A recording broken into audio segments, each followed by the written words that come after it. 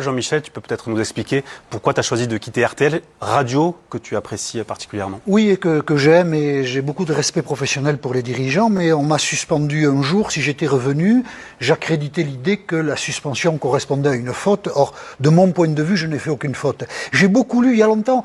Charles de Gaulle revient en 58 au pouvoir à cause de l'Algérie française. Je me suis intéressé à l'Algérie française. C'était quoi l'Algérie française? Pourquoi nous y avons été? Comment nous avons organisé la société?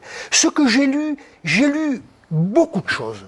Ce que j'ai lu m'a horrifié. La France a créé une société inégalitaire, une société où les gens qui étaient originaires de cette terre étaient exclus de tout, plongés dans la pauvreté, dans l'ignorance. On a conquis la terre en massacrant des innocents pendant les 132 ans d'occupation. Il y a en Algérie, l'Algérie est aujourd'hui une dictature. Je ne mélange pas les choses. Il y a aujourd'hui en Algérie des plaies ouvertes pour le mal que nous avons fait. Ce mal, les autorités françaises ne veulent jamais le reconnaître, et la transmission de cette mémoire n'est pas faite en France. On oublie tout ça, on met un couvercle. Donc quand j'arrive avec mes gros sabots la première fois à RTL où j'en parle, j'avais pas anticipé que le débat viendrait là-dessus, je comprends qu'il y a de l'émotion. Mais l'émotion, elle n'est pas liée à des erreurs que j'ai commises, l'émotion, elle est liée à une ignorance collective de ce qu'a été l'Algérie française. Regardons ce que nous avons fait, et je crois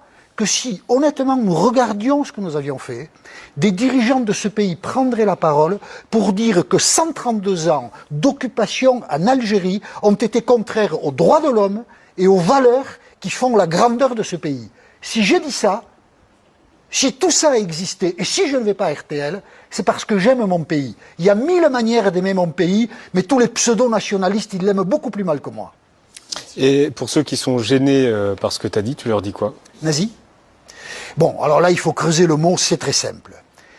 Le nazisme est irréductiblement lié à la Shoah.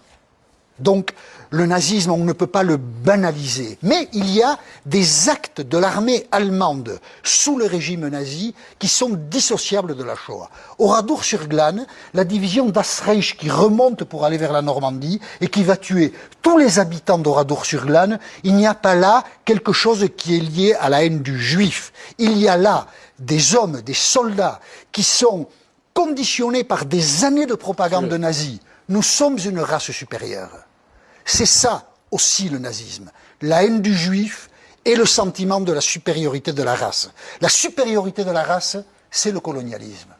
La France, quand elle va en Algérie, qu'elle assassine les Algériens, qu'elle les réduit à la famine, c'est parce qu'il y a le sentiment de la supériorité de la race.